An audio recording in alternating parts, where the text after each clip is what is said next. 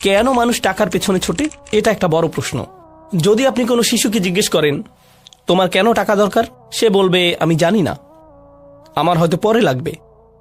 কিন্তু নিজেকে নিজে প্রশ্ন করুন, কেন আসলে মানুষ টাকার পেছনে ছোটে? আজকে যদি প্লেটে খাবার থাকে, আপনি আজ নিয়ে দুশ্চিন্তা করা বাদ দিবেন, আপনি আগামীকাল নিয়ে ভাববেন। অর্থাৎ আখলাদা শব্দের অর্থ কেবল চিরস্থায়ী জীবন নয়, এটা দিয়ে বোঝায় এমন কিছু যা চিরকাল অবিরামভাবে তাকে বাঁচিয়ে রাখবে। অর্থাৎ মানুষ দুশ্চিন্তা করে কারণ যদি তার সঞ্চয় না থাকে সে হয়তো বাঁচতে পারবে না। অনেকে দেখবেন যখন তার স্টক অ্যাকাউন্ট ধসে পড়ে সে আত্মহত্যা প্রবণ হয়ে পড়ে, কারণ সে তার বেঁচে থাকার সাথে সঞ্চয়কে মিলিয়ে ফেলেছে। তার প্লেটে এখন খাবার আছে এর সাথে নয়, বরং আগামীকালের জন্য সে যে খাবার সঞ্চয় করেছে তার সাথে। আখলাদা শব্দটি দিয়ে এটাও বোঝায় সে কেবল এটা ভাবে না যে সে সারা জীবন বাঁচবে, বরং এটাও ভাবে যে ভবিষ্যতে এটা তার কাজে লাগবে। এটা ইখলাদ থেকে এসেছে, খুলুদ থেকে। তার ভবিষ্যৎ সুনিশ্চিত হয়ে গিয়েছে কারণ তার সঞ্চয় আছে, সে এত এত সঞ্চয় করেছে। এখানে আরেকটি ব্যাপার হলো, এই ধারণাটি স্মৃতিস্তম্ভ বানানোর সাথে সম্পর্কিত। দেখবেন মানুষ চায় মানুষ তাকে মনে রাখুক। যে বিষয়গুলোর কারণে মানুষ কাউকে মনে রাখে তার একটি হলো সম্পদ। কেউ যদি পরকালে বিশ্বাস না করে, তার জীবনের শেষ পর্যায়ে সে সাদাকা দেয় না, সে হয়তো মানব কল্যাণে টাকা দেয়, হাসপাতাল বিশ্ববিদ্যালয়ে টাকা দেয়, যাতে তার নামে স্মৃতিস্তম্ভ তৈরি হয়।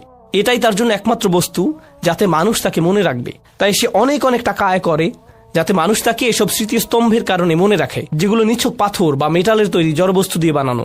এই বিষয়টিও কোরআনে বলা হয়েছে। হুদ জাতির বিষয়ে বর্ণনাটি এসেছে।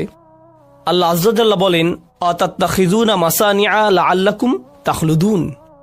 তাখলুদুন, তোমরা ভাস্কর্য তৈরি করছো এই মনে করে যে তোমরা চিরস্থায়ী হবে। এর সাথে চিরকাল বাঁচার সম্পর্ক কি? সম্পর্ক আছে। তাদের নাম, তাদের উত্তরাধিকার, তাদের স্মৃতি চিরকাল থাকবে। এইসব অপ্রয়োজনীয় স্মৃতিস্তম্ভ বানানোর পেছনে এটাই কি কারণ? তারা এইসব বিশাল স্তম্ভ বানাবে যা দিয়ে হাজারো লোককে খাওয়ানো যেত, কিন্তু না, তাদের এটা বানাতেই হবে। তাদের তো এই সবই সুন্দর স্থাপত্যের স্তম্ভ বানাতেই হবে। এটা কিন্তু মুসলিমদের মধ্যেও হচ্ছে। আপনারা বিভিন্ন গরিব মুসলিম দেশেও খুব সুন্দর সুন্দর স্তম্ভ দেখবেন, কিন্তু তাদের এটা বানাতেই হবে, কারণ এগুলো নাকি জাতীয় ঐক্যের প্রতীক।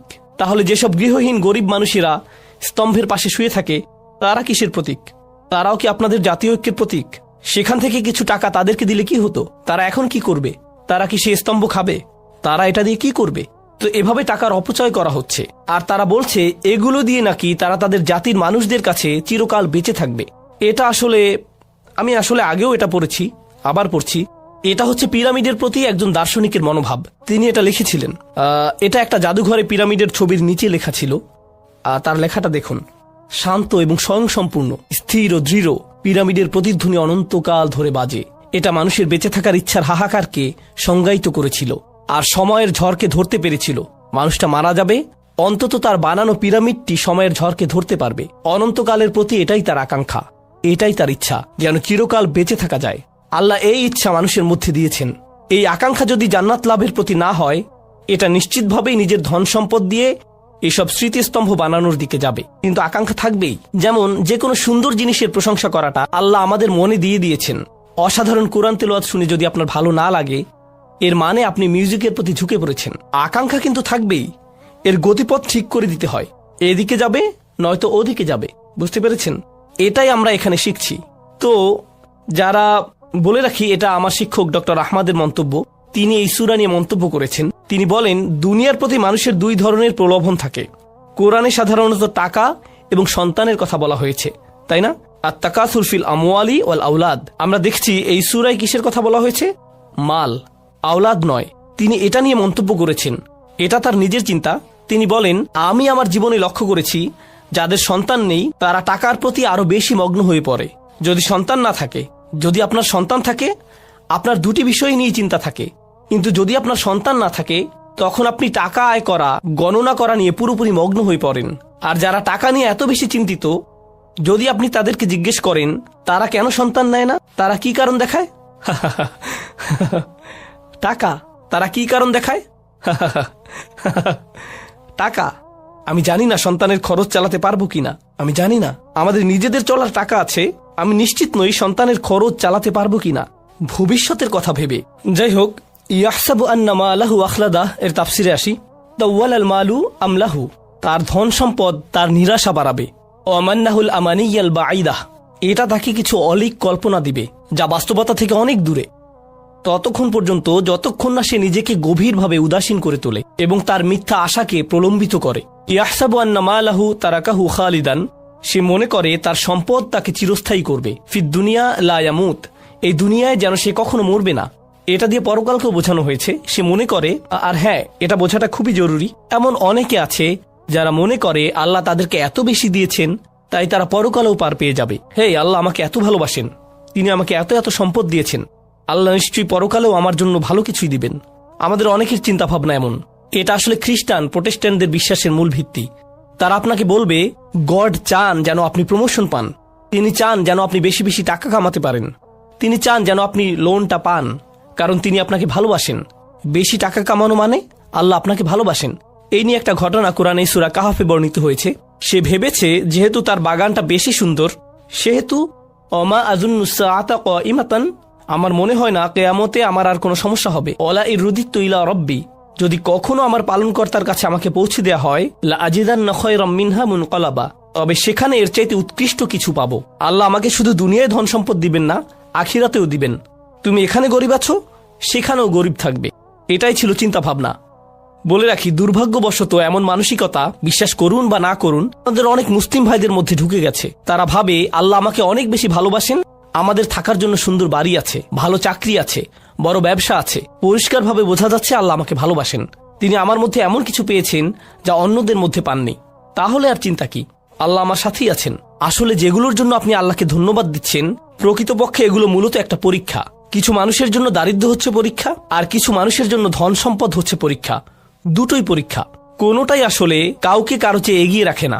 তাই আমি বলছি না যে ধনীদের জন্য পরীক্ষা বেশি আর গরিবরা কম পরীক্ষায় আছে। আমাদেরকে বুঝতে হবে যে দুটোই পরীক্ষা, দুটো অবস্থায় আসলে পরীক্ষা। আল্লাহ আমাদেরকে এই পরীক্ষাকে অনুধাবন করার শক্তি দিন এবং আমাদেরকে এমন একটি জীবন দিন যেন আমরা এই পরীক্ষায় উত্তীর্ণ হতে পারি। ওয়ালাম আন্না আখলাদাহু ও খালাদাহু বিমান ওয়াহিদা, শাওকানি বলেছেন এখানে আখলাদা ও খালাদা শব্দ দুটির অর্থ একই। সুম্মা ফিত তাফসির উজুহু আহাদুহা, কিন্তু তাফসিরে এগুলোকে আলাদাভাবে অর্থ করা হয়েছে। ইয়াতামিলা আন ইয়াকুন আল মানা তুল আল মাল তাউল আল মাল আমলাহু, এর একটি অর্থ হতে পারে তার ধন সম্পদ তার আশাকে প্রলম্বিত করে, এই জন্যই সে ভাবে যে সে চিরকাল বেঁচে থাকবে। আলাম ইয়াকুল ইউখলিদুহু, তিনি এখানে বলেননি যে এটা তাকে চিরস্থায়ী জীবন দিবে। তিনি এখানে বর্তমান বা ভবিষ্যৎকাল ব্যবহার করেননি, তিনি অতীতকাল ব্যবহার করেছেন। লিআন্নাল মুরাদ ইয়াহসাবু হাযাল ইনসান, কারণ এর অর্থ হচ্ছে মানুষ মনে করে আন্নাল মালা দিমনুল্লাহুল খুলুদ ওয়া আতাহুল আমান মিনাল মাউত ওয়া কাআন্নাহু হাকামা ওয়া ক্বাদ ফারাকা মিনহু লিযালিকা যাকারাহু আল মাদি। তিনি এখানে যা বলেছেন তা হলো, এর কারণ হচ্ছে মানুষ মনে করে যেহেতু তার ধন সম্পদ আছে, এই দিয়ে প্রমাণ হয় আমি পার পেয়ে গিয়েছি, আমাকে আর ভবিষ্যৎ নিয়ে ভাবতে হবে না, কারণ আমার টাকা পয়সা আছে। অর্থাৎ আখিরাতের সতর্কতা, ভবিষ্যতের সতর্কতা তাকে ভাবায় না। তার মাথায় শুরুতেই যা আসে তা হলো আমি ঠিক আছি, আমার কোনো সমস্যা নেই, অন্যদের এসবে সমস্যা হতে পারে, আমি পার পেয়ে যাব। কেউ কেউ আবার ভাবে, এই সূরার তাফসিরে মুফতি আহমদ শফি এটা বলেছেন, এটা রেকর্ড করা আছে। তিনি বলেন কিছু মানুষ আছে তারা ভাবে তারা জান্নাত কিনতে পারবে। যখন তাদেরকে সতর্ক করা হয় তারা ভাবে আমার তো অনেক টাকা, যদিও আমি আল্লাহর হুকুম মানছি না, তবে আমি এর একটা ব্যবস্থা করে ফেলবো। সামনের হজে আমি এলিট প্যাকেজে যাব, এলিট প্যাকেজে গেলে কোনো সিকিউরিটি গেটে আমাকে আটকাবে না, এরপর একদম সোজা জান্নাতে চলে যাব, মানে জান্নাত আমার জন্য অপেক্ষা করছে। তো এভাবে সে ফুরু হয়ে যায়, অর্থাৎ ভবিষ্যৎ নিয়ে সে পুরোপুরি অসচেতন হয়ে পড়ে। কল আল হাসান, হাসান বলেন মা রাআইতু ইয়াকিনান, এটা একটা অসাধারণ মন্তব্য। মা রাআইতু ইয়াকিনান লা শাক্কা ফীহি আশবাহু বিশাক লা ইয়াকিনা ফিকাল মাউত, সে ভাবে আমি এই ব্যাপারে নিশ্চিত নই, যেখানে এতে আসলে কোনো সন্দেহ নেই। মানুষ এটা নিয়ে খুবই অনিশ্চিত, যেন এটা কোনো অনিশ্চিত বিষয়। এটা এমন একটি বিষয় যা অবশ্যই ঘটবে, এতে কোনো সন্দেহ নেই। আর মানুষ মনে করে যেন এটা কোনো অনিশ্চিত বিষয়, কখনো ঘটবে না, তারা এটা নিয়ে সন্দেহ করে। সুবহানাল্লাহ। আহাব্বাল মাল হুব্বান শাদীদান, এটা হচ্ছে আয়াতের আরেকটি অর্থ। সম্পদের প্রতি তাদের ভালোবাসা হলো তীব্র ভালোবাসা। হাত্তা তাকাদা আন্নাহু ইন ইনতাকাসা মালিল আমুত, যতক্ষণ না সে ভাবে যে আমার সম্পদ শেষ হয়ে গেলে আমি শেষ হয়ে যাব। ফালিযালিকা ইয়াহফিদুহু মিনান নুকসান ইয়াবকা হাইয়ান, তাই সে তার সম্পদ রক্ষা করে যাতে সে বাঁচতে পারে। ওয়া হাযা গায়রু বাঈদ মিন ইতিকাদিল বাখিল, একজন কৃপণ বা লোভীর মতোই তার চিন্তা ভাবনা বা বিশ্বাস। আন্না হাযা তারিদ বিল আমালিস সালিহ, এটা হচ্ছে ভালো কাজের বিপরীত। ওয়া আন্নাহু হুয়াল্লাযী ইয়াখলুদু সাহিবাহু ফিদ দুনিয়া বিযিকর, আর এটা হচ্ছে ভালো মানুষেরা এটা জানে যে ভালো কাজ করে এটাই তাকে সত্যিকারের চিরস্থায়ী জীবন দেবে। ভালো কাজের প্রচারের মাধ্যমে, ওয়াফি আখিরি নাইমিন মুকিম, এবং সবকিছুর শেষে সে সুখী জীবন পাবে। আল্লাহ আসলে বোঝাতে চাইছেন, মানুষ যখন আল্লাহর কাছ থেকে অনেক উপহার পায় তখন তারা ভাবতে শুরু করে যে এগুলো তাদের প্রাপ্য ছিল, এগুলো পাওয়া তাদের অধিকার, বা এগুলো তাদের নিজেদের অর্জন। তাদের প্রাপ্য ছিল, তাদের অধিকার, নিজেদের অর্জন। তারা আসলে ভুলে যায় যে এগুলো আসলে ছিল তাদের প্রতি আল্লাহর অনুগ্রহ। বরং তারা নিজেদেরকেই কোনো না কোনোভাবে এগুলোর দাবিদার ভাবতে শুরু করে। ও আনা বিজানিভি, এবং সে মুখ ঘুরিয়ে নেয়। আমি আপনাদেরকে একটি উদাহরণ দিচ্ছি। এটাই আনা বিজানিবিহি। যখন কেউ তাদেরকে বলে যে আল্লাহ তোমাকে অনেক অনুগ্রহ করেছেন, তারা বলে এটাই আক্ষরিকভাবে কোরআনের ভাষায় তুলে ধরা হয়েছে। এটাই তারা করে থাকে। তারা আল্লাহর অনুগ্রহ নিয়ে বাড়াবাড়ি করে এবং তারা ভুলে যায় যে এটা ছিল তাদের জন্য অনুগ্রহ। ও ইদা মাশাহুশার, এবং যখন তারা ক্ষতির সম্মুখীন হয়, কানা ইয়াউসা, তারা পুরোপুরি হতাশ হয়ে যায়, দুঃখ ভারাক্রান্ত হয়ে বলে, আল্লাহ আমার সাথে কেন এমন করছেন? কেন আমার সাথে এমন হচ্ছে? আমি কি এমন করেছি? যখন ভালো কিছু হয় এটা আমার প্রাপ্য ছিল, এটাই আমার প্রাপ্য ছিল, কিন্তু যখন খারাপ কিছু ঘটে তখন এটা আমার প্রাপ্য ছিল না। আল্লাহ আমার সাথে এমন করেছেন। তাদের মন এতটাই জটিল। ছোট একটা সাইড নোট, এই আয়াতের একটি গুরুত্বপূর্ণ দিক হলো আদবের শিক্ষা। কিভাবে আমরা আল্লাহকে নিয়ে চিন্তা করব, কিভাবে আমরা তাকে নিয়ে কথা বলবো। এবং আপনারা সবাই জানেন একজন মানুষ কিভাবে কথা বলে তা আসলে প্রকাশ করে যে সে কিভাবে চিন্তা করে। যখন অনুগ্রহের কথা বলা হলো তখন আল্লাহ বলেন ওয়া ইযা আনআমনা, অতীতকালকে বোঝাচ্ছে। আনআমনা এখানে কে কাজটি করেছে? এটা হলো দামির মুস্তাদির তাকদিরুহু, নাহনু, আসলে এটা আল্লাহকে বোঝাচ্ছে। কিন্তু যখন বলা হলো ওয়া ইযা মাশাহুশার, যখন অনুগ্রহের কথা বলা হলো তখন কে অনুগ্রহ করেছেন? আল্লাহ। কিন্তু যখন ক্ষতির কথা বলা হলো আল্লাহ বললেন মাসা হুয়া মাসা, আর ক্রিয়াটি হলো আশারু, যখন তাকে ক্ষতি আঘাত করলো। অন্যভাবে বলতে গেলে আল্লাহ নিজেকে ক্ষতি শব্দটি থেকে দূরে রাখলেন। তাই আল্লাহ বলেননি যখন আমরা তাকে ক্ষতি দিয়ে আঘাত করলাম অথবা যখন আমরা তার ক্ষতি করলাম, কিন্তু তিনি তা করেননি।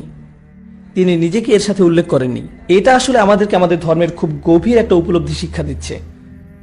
কারণ সবকিছুর শেষে আমাদের বিশ্বাস একটাই, সবকিছুই আল্লাহর পক্ষ থেকে। যখন কারো অসুখ হয় তাও আল্লাহর পক্ষ থেকে, আবার যখন কেউ ভালো হয়ে যায় সেটাও আল্লাহর পক্ষ থেকে। এটাই আমাদের বিশ্বাস। কিন্তু তার মানে এই নয় যে আমরা আল্লাহকে নিয়ে এভাবে কথা বলবো। যদিও এটাই বাস্তবতা, কিন্তু আমাদের অবশ্যই কিছু সম্মানের সাথে কথা বলতে হবে। কিন্তু কেন? এটা যদি সত্য হয় তাহলে সমস্যা কি? কেন একে সম্মানের সাথে বলতে হবে? এটাও একটা গুরুত্বপূর্ণ শিক্ষা। আল্লাহ আমাদেরকে শিক্ষা দিচ্ছেন এমনভাবে যেন সকল মানুষ তা বুঝতে পারে। একজন পরিপক্ক ইমানদার এটা জানে যে যখন ভালো কিছু ঘটে তখন তো তা ভালোই, কিন্তু যখন খারাপ কিছু ঘটে তখনও তা ভালোর জন্যই হয়। আর এই সব কিছুই পরীক্ষার অংশ। এটাই হলো ইমানের পরিপক্কতা। কিন্তু যারা এখনো তাদের ইমানের ব্যাপারে পুরোপুরি পরিপক্ক হয়নি, তাদেরকে যদি বলেন যে যখন খারাপ কিছু হয় তা আল্লাহর পক্ষ থেকেই হয়, তখন তারা এই ব্যাপারে কিভাবে চিন্তা করে? তারা ভাবে আল্লাহ আসলে খারাপ কিছু করেছেন এবং ইচ্ছা করেই করেছেন, কারণ তারা এর চেয়ে বেশি ভাবতে পারে না। তাই আল্লাহ এমনভাবে বলেছেন যেন যে এটা নিয়ে গভীরভাবে চিন্তা করবে সে তো এটা বুঝবেই, কিন্তু যে গভীরভাবে যাবে না সেও এটাকে ভুল বুঝবে না। যখন তাকে ক্ষতি স্পর্শ করলো, আল্লাহ বলেননি যখন আল্লাহ তার ক্ষতি করলো। আল্লাহ এভাবে বলেননি, কারণ যার চিন্তার গভীরতা কম সে এটা শুনেই ভুল বুঝতো। আল্লাহ আসলে ভুলটি শুধরে দিচ্ছেন এভাবে, যখন তাকে ক্ষতি স্পর্শ করলো সে সম্পূর্ণরূপে হতাশ হয়ে গেল। ইয়াইস আসলে মুবালাগা, এর অর্থ হলো বিষণ্ণ হওয়া, অত্যাধিক বিষণ্ণ হওয়া। এমন কিছু লোক আছে যারা সাফল্য পেয়ে অভ্যস্ত, তারা 100 পেয়ে অভ্যস্ত, তারা রেসে জিতে অভ্যস্ত, খেলাধুলাতে ভালো, সবকিছুতেই তারা প্রথম হয়, তারা সবসময় তাদেরকে যা বলা হয় তা করে, ইত্যাদি ইত্যাদি। এরপর কোনো একবার তারা হয়তো সফলতা পেল না, তখন তাদের সাথে কি হয়? এই ধরনের লোকদের জন্য ব্যর্থতা বা ক্ষতি মেনে নেওয়া খুবই কষ্টকর। যারা সবসময় চাপের মধ্যে থাকে, যেমন ধরুন পরিবারের চতুর্থ বা পঞ্চম সন্তান, তাদের কাছে এটা কোনো ব্যাপারই না।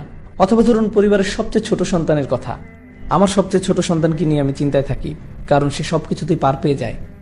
কারণ যতক্ষণে ছোট সন্তানটির সময় আসে ততক্ষণে পিতামাতার পুলিশি কর্মকাণ্ড বন্ধ হয়ে যায়। আমি প্রায় আমার বাবা মাকে আমার ছোট বোনের কথা বলি, তারা আমাদের উপর খুবই কঠোর ছিলেন, কিন্তু আমার ছোট বোনটির কোনো কিছুই যেন তাদের চোখে পড়ে না। মা, কি হলো? আমাদের সাথে তো এমন করা হতো না, তাহলে ওর জন্য কেন এমন? আরে থাক না, ও তো ছোট মানুষ, বাদ দাও, ও খুবই ছোট, আরে ও মোটেই ছোট না। তো লোকদের সাথে কি হয়, তারা বকে যায়। অনুগ্রহ মানুষকে বকে দিতে পারে, তাই অল্প কিছু না পেলেই তারা অনেক হতাশ হয়ে যায়, পুরোপুরি হতাশ হয়ে যায়। আল্লাহ আমাদেরকে শিক্ষা দিচ্ছেন অনুগ্রহ আর খারাপ সময় নিয়ে। দুনিয়াতে আমাদের সবাইকে সীমিত পরিমাণ নিয়ামত দেয়া হয়েছে, একই সাথে সীমিত খারাপ সময়ও বরাদ্দ করা হয়েছে। আবার আল্লাহ আমাদেরকে রিজিকও নির্ধারণ করে রেখেছেন। যেমন আমাদের টাকা পয়সা, আমাদের বন্ধু বান্ধব, আমাদের পরিবার, সন্তান সন্ততি সহ আমাদের জীবনের ভালো যা কিছু আছে তার সবই আমাদের রিজিকের অন্তর্ভুক্ত। দুনিয়াতে আমাদের সবাইকে সীমিত পরিমাণ নিয়ামত দেয়া হয়েছে, আমাদের জীবনের ভালো যা কিছু আছে তার সবই আমাদের রিজিকের অন্তর্ভুক্ত। এবং আমাদের জীবনে এসব জিনিসের পরিমাণ অসীম নয়, অসীম পরিমাণ শুধু আপনি জান্নাতেই পাবেন। এই পৃথিবীতে সবকিছুই সীমিত, আর এই সবকিছুই আপনার জন্য বরাদ্দ করা আছে। এছাড়াও এই জীবনে আপনাকে সীমিত সংখ্যক পরীক্ষারও সম্মুখীন হতে হবে। আপনার জন্য যা বরাদ্দ হয়েছে তার চেয়ে আল্লাহ কোনো কিছু আপনাকে কম বা বেশি দিবেন না। এই জীবনে আপনার ভাগ্যে কি আছে তা ইতিমধ্যে নির্ধারিত হয়ে গেছে। তাই আপনি যদি এটা নিয়ে চিন্তা করেন তাহলে বুঝবেন যে আপনার পরীক্ষা এবং আপনার সুযোগ কোনোভাবেই আমার পরীক্ষা আর আমার সুযোগের মতো নয়, তারা এক নয়, কোনোভাবেই নয়। কখনো কখনো আল্লাহ আপনার সামনে সুযোগ এনে দেন, কিন্তু আপনি নিজে সেই সুযোগ কাজে লাগাতে ব্যর্থ হন। তিনি আপনার সামনে তা মেলে ধরেন, আর আপনি এর থেকে অনেক সওয়াব নিতে পারতেন, কিন্তু আপনি সিদ্ধান্ত নিলেন তা না করার, এবং আপনি তার জন্য ভুগতে থাকলেন, আর এর জন্য আপনি আল্লাহকে দোষ দিতে থাকলেন। তো এখন কি বোঝা যাচ্ছে? প্রত্যেকেই আলাদা আলাদা ভাগ্যের মালিক, সবার জীবনের পথ আলাদা। তাহলে প্রশ্ন হতে পারে, কেন সবার পথ এক নয়? সবাইকে একই পরীক্ষা দিলেই তো বরং সামঞ্জস্য বেশি হতো। ঠিক পরের আয়াতটিতেই এই প্রশ্নের উত্তর দেয়া আছে। তিনি বলেন, কুলকুল্লু ইয়ামালু আলা শাকিলাতিহি। এর অর্থ হলো তাদেরকে বলুন প্রত্যেকের উচিত চেষ্টা করা।